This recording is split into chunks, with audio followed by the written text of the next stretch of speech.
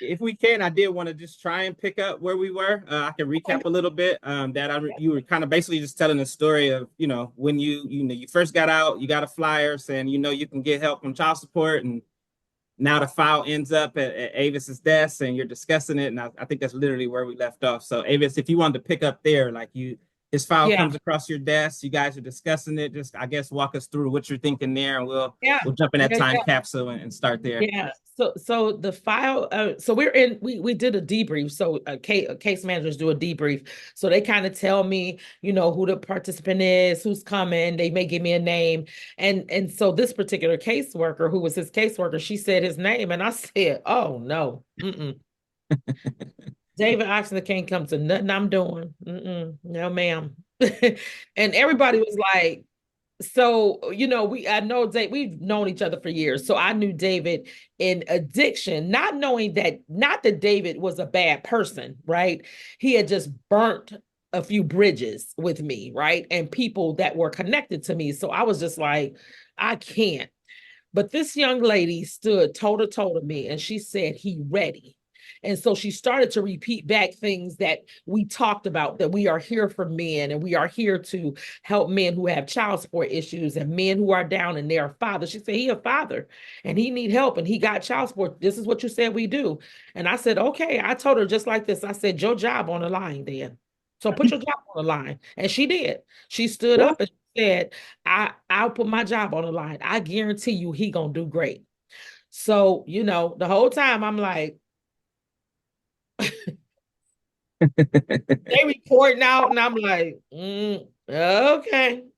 But I tell you, in time, it was remarkable for me, right? And I couldn't do anything, in the space of forgiveness and redemption, like just David's effort and what he was doing. He came to class every day. He was early. He was dressed. He was listening. He was working hard. And I don't sit in the groups all the time. So this is just, staff reporting out. Mr. Oxner has done this. Mr. Oxner has called child support. He's done the things, as a matter of fact, it's funny because we would send people to child support Yeah.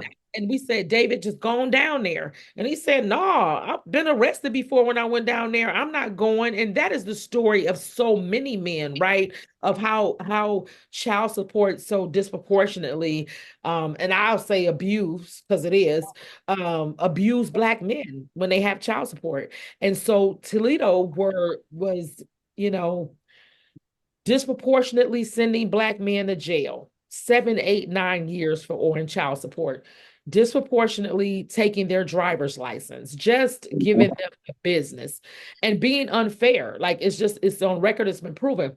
And so David said, I'm not going down there. He was like, who going with me? We was like, ain't nobody going with you. Call us if they gonna arrest you. He called us the entire time. He was like, I'm going in now. He was like, I'm talking to the lady. And they did not arrest him. And what's so wonderful is that we were able to do a flyer. Remember, David, he stood Yeah. outside the child support office and we did a flyer that we used in the community and said, do you need help with child support?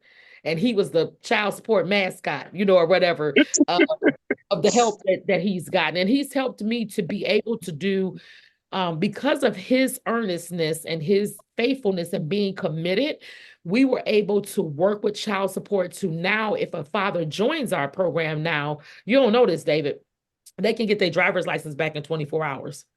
We, And we, if they have arrears and they work hard at doing some things, there's some hoops that they have to go through, but Mhm. at $4,999.99 off of their arrears, because they've been a part of the program. And if they're making their payments, they're doing it, what they can do, they can get that off of their arrears. And that took us 3 years to be able to do that. But I credit David because of the foundation that he set, while we were still building the program. Right. And David, it will be 10 years next year. 10 That years, you have been in, that Brothers United has been. So, yeah, I got in 2 years after you go. Okay. 10 Okay. years. So we're 10 doing years. a reunion. We're doing a family reunion next year. We Okay. out to sleep out the gate with a family reunion. Okay. Okay. So basically, David, um, back to when it began, it was nothing. I wasn't on a hero list there. I was just trying to get some help.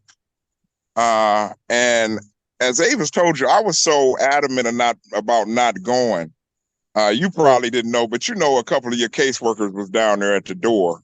Uh, uh, he was, what's his name? I can't think of his name, but he was down there at the door, to walk me in, because I seriously had a fear. I had never had anything positive go my way when it came to child support in any way, shape, or form. I couldn't get any push. So, you know, that helped me with some hope, because I was in a seemingly hopeless situation coming out of jail. I'm living in a mission. I don't have no license, but you know, I'm driving.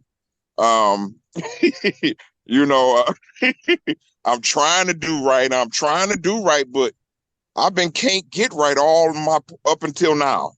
All my life, can't get right. So this is the only thing that I have going, is showing up for Brothers United at 8 o'clock in the morning, making sure that I do this thing, because this is the only positive thing I got going.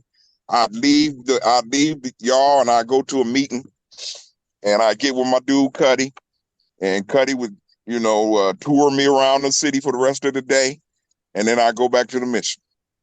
And that was my beginning. And it came with when we had a hard program. We were 6 weeks. If you missed the day, we put you out. We were 6 weeks and 58 hours of curricula, which is nationally that it means something, because now I spend time going around talking about David, like talking about this, you know, David who was coming to class, and now, you know, his life was here and his life is here. But it was it was actually a study. It was a randomized control trial. So at a 2-to-1 ratio, it was really difficult even for David to get in the program. It was difficult to get in because we were randomizing people. And then at the same time, it was very serious, because if you missed a day, we would put you out. He didn't miss a day. That's a lot for somebody who is struggling, who's homeless, to do 58 hours of curricula. Most programs average 24. And David was one of those people that led to our national data that said on average, our men did 48. And that's still a lot, you know, but because he came every day, he led to that data. So he actually helped us do some research that we now talk about. It's so deep. It's just so deep. I found a lot of fascinating points just in this story, because, you know, obviously I'm learning some of this stuff real time, like as we're talking it. And one thing that popped in my head, Avis, is like tension points. Like as my dad kind of shared some of his story with me, and you think about those moments. I've worked in sales forever, so sales reps typically have this fear before making cold calls, or this calling somebody you don't know, walking into a business you don't know, and you have to have this conversation about overcoming a fear. You got to get past that door if you want to get past the person, get to what you want, get to your goal, basically. And so I heard 2 tension points. That one, for you to make the phone calls to actually get the business done that will get you your license back. But the first one, Avis, was like you have to wrestle with bridges that were burnt in the past, and where you going to get over your own personal whatever you were feeling at the moment to allow that tension to pass so that he can go and complete the program. So I guess I am curious about what you were thinking and feeling, and what process did you take yourself through to make the actual decision, because that's not the first time I've heard things like that. Yeah. in this Yeah, space. I mean, I'm telling you, it was just that caseworker, a little short, light-skinned girl. She just stood toe to toe. Good. She said no. She just said no, he's ready. And this is what you talked about. And I still didn't want to, but I'm standing in front of all my staff. So what was I, you know, like, I'm like, yeah, you're right. I did say all those things, but I didn't mean David. Good. Well, shout out to that caseworker.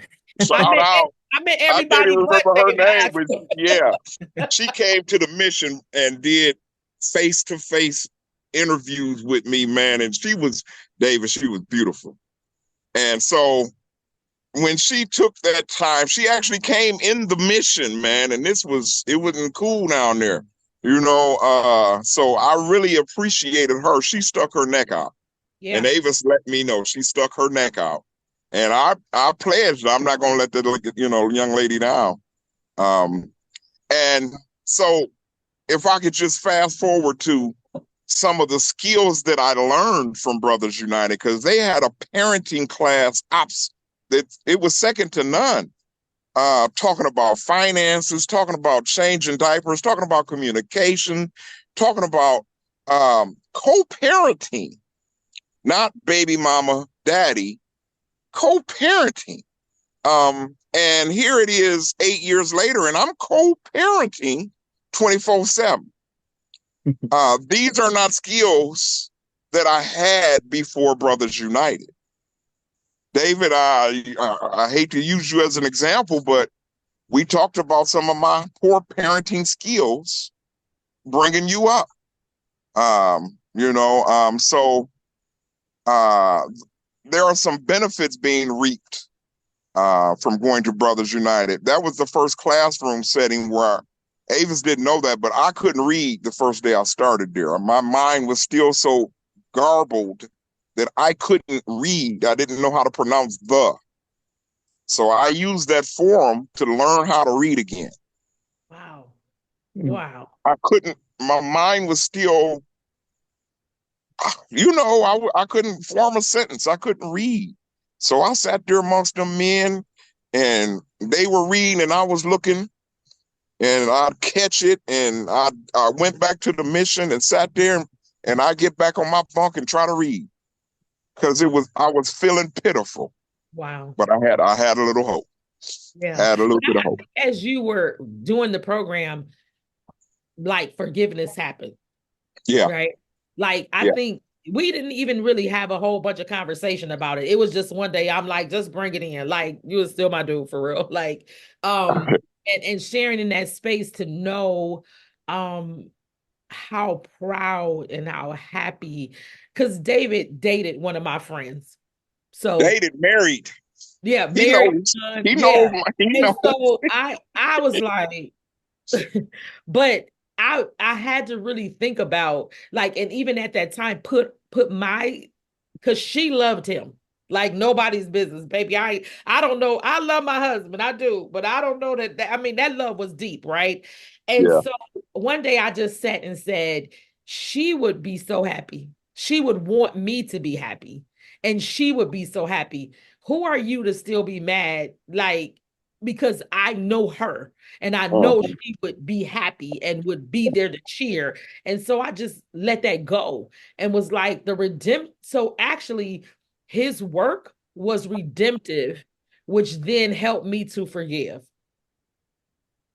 And I don't know that I ever said, well, David, I forgive you. We didn't even have any dialogue. We just kind of went back to the space that we were at before. Like, so when you hired me, Avis, when you hired me, so this is when I knew that, okay, daggone it, God got to be doing something, because she hired me and gave me this job title that was way beyond. I was driving a van, but she gave me the job title of transportation coordinator. Transportation coordinator, bruh. Yeah, I'll put that on the resume. And and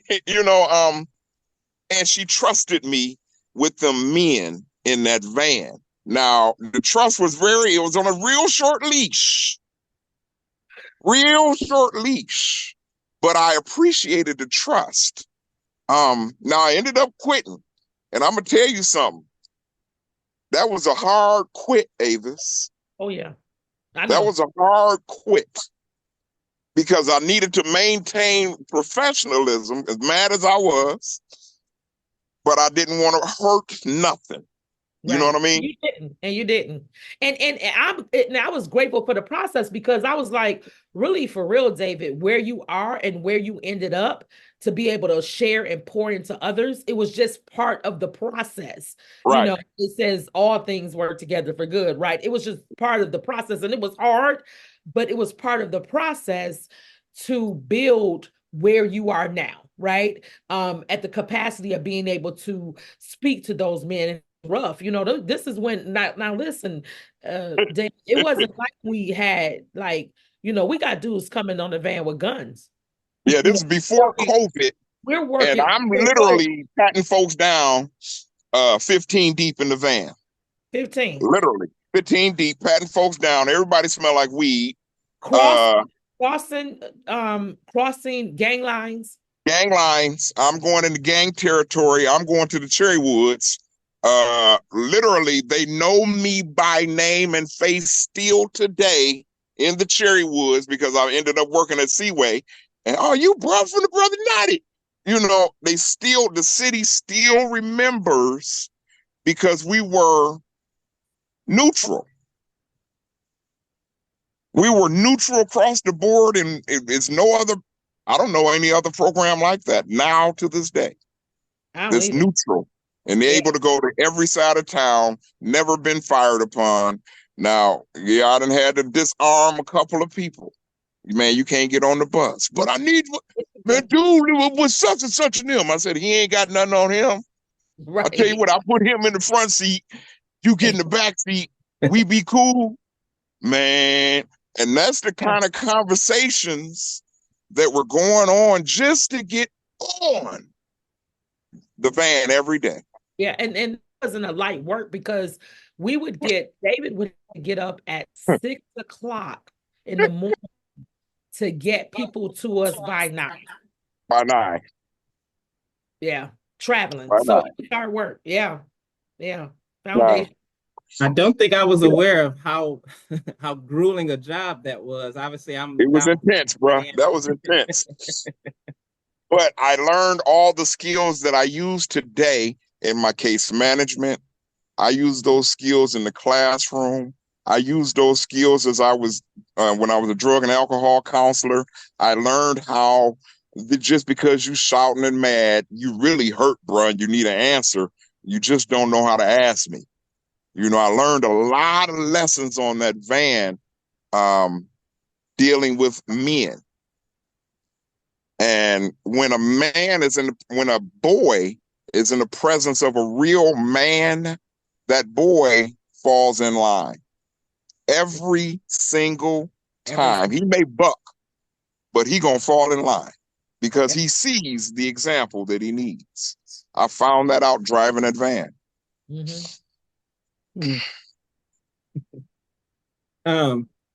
So I like highlighting the fact that you hear about the resources, you know that they exist, but I guess I'm really just enjoying hearing real live raw example of a program working. And even the fact that you were able to use the data to expand the program. So just for not just us, but people maybe listening, where's the program at today? What are some of the main things that you guys are working on today and what's driving it, and just kind of share where things stand today? So we have multiple programs. So Brothers United, I call it the father, it's the foundation, and he has babies. One of the data that came out of it is that when the men would go to classes, they came back and said, hey, make this program for the co-parents. We gotta do something with her. This is not working. We going home saying co-parent, and she mad about why you're not calling me baby mama no more, right? And so we started Sisters United, and Sisters United is about 4 years old. And then out of that, of course, David mentioned the co-parenting. So we have a co-parenting class that we work on. We're in the space of infant mortality and working with mothers and working with co-parents so that we can work on the front end of it. People call it going upstream, so that when this mother and father is pregnant, we want to catch some of this before we get to, now he has years of child support, that kind of thing. So we have multiple programs, and our latest program is working with young people age 12 to 17, working with them and teaching them healthy relationship skills and skills around trauma, like how to deal with when you've had traumatic events. How do you deal with that? And so the data again that David helped to create and set has now blossomed into almost like we're working with the entire family. So we want the mother, we want the father, we want the children. We don't do anything. We have the infants. Now we're in between. We don't have anything, but I'm now looking at there's a curriculum that they put out for 5 to 6, I mean, for fourth and fifth graders to really talk about, this relationship piece. So really looking at that. So it's blossomed out of taking the data, and all of this work comes from community needs assessment. So every year we take a community needs assessment from fathers and we say, what do you need help with? And then we work at shaping the program around what the fathers have said that they needed help with. So that makes it easy, right? That helps us to be able to see like, oh, okay, this is what we can do. What are some of those top things that came out of like those surveys that fathers say that they are needing? Definitely child support, definitely co-parenting, learning how to navigate with that mom or with her family. The women have everybody involved, their girlfriends, the grandmamas involved, but how to navigate those spaces, right? Housing is a major issue for men because men in Toledo, it's just bad. It's horrible. One thing Got that a house coming. Got a house yeah, coming. it's coming. So one of the things that came out of that survey as well is that, when we talk about father absence, fathers don't care if fathers are absent. We did a survey that said that 80% of our fathers sign what they think is a birth certificate, but it's not. It's a child support affidavit. Mm. And fathers in Ohio, according to the Ohio Revised Code, have no rights to their children. So if David, if you and I had a baby and you would have no rights, you would have to file paternity. Then after you file paternity, then you would have to establish visitation rights, and all of that costs money. So if you are not working or you work a little job and you don't have a lot of money, now you have to try to go to court to file just to see your child. I would have all rights. I could go to California and there's nothing that you would be able to do. So those things at the systemic level, and of course for Black fathers, everything is disproportionate. So, it's more struggle, more. But those are the kind of things that, my focus is then on now, because I'm realizing like, yes, we've done a lot of good work at the ground level. We've made changes at the ground level with David and working with all kind of men. But where we have to change this is in legislation, because why father? And so we could prove to say, no, 80% of these fathers signed the birth certificate. So he is apparently not absent. He was at the hospital because you signed them at the hospital. So we know when that baby is born, he is there and he's signing responsibility. Even when I tell fathers, they like, okay, I got it. I'm like, there's no such thing as the birth certificate, like that you sign off on one, because the mother could say whoever the father is, and they just put that on there. So, Wow. it's really a deep. So now my focus is on like, how do we change this legislation? How do we move this? This is unfair. How do we do that? Yeah, I always knew, like I said, hearing the stats, and then having real cases, it's because I'm a part of it. Like obviously with my dad, I'm should have been the recipient of, but then I have my own children and I've dealt with child support. My daughter will be 18 in November. So I have 18 years of experience with child support. One case is in Akron because she used to live in Akron. So, the driving back and forth, it can be a deterrent if you're not focused enough and diligent enough to just deal with the process. We naturally fear up when it comes to court. Like I mean, I've been arrested on like traffic stuff, but just the idea of police and court, there's some pause before you go deal with the courts. Like through jobs and work and stuff, I've gotten more comfortable, but I'm very aware that it's a barrier. You do not like dealing with the courts in any way, shape, or form. And the policies are not in our favor at all. Because like when you break up, it's when you separate, when you start to realize like, wow, these are my kids. I take care of them, but I literally have zero rights to them unless I go fill out all this paperwork, which it's a packet. I've done it myself. Like I went on the websites, printed out the packets, read through it, filled everything out, turned it in, and paid the money. But I have friends who called me like, "How did you do that?" I just read it. Like I just always had a knack for things like that. But listening to my dad's story, listening to other people's story, it just keeps making me happy that your program exists. That because I wasn't aware of things like that. and to know that he's benefited from it and so many other people have benefited from it. I don't know if I can say thank you enough times that things like that exist to help people through that process. Because even when you're trying, even when you have a college degree, you have a good job, you have good standing in the community, going to court and dealing with child support is not easy. Yeah. And we even filled out we even have a cheat sheet because who knows what obligee and obligor mean.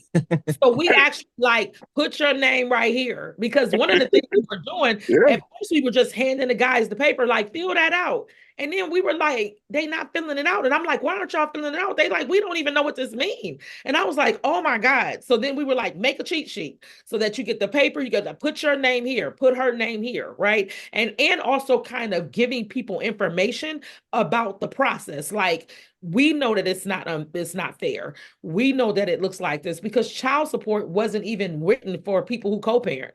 Child support was written for white women who husbands had money and would leave them. That's why it's so portion start to when they calculate it, they're calculating it from even from a white man's salary, which we know that a black man is not making anywhere near what a white man's salary is. So they're calculating it wrong. But it was because white men would leave their wives, not take care of them, and go get another wife.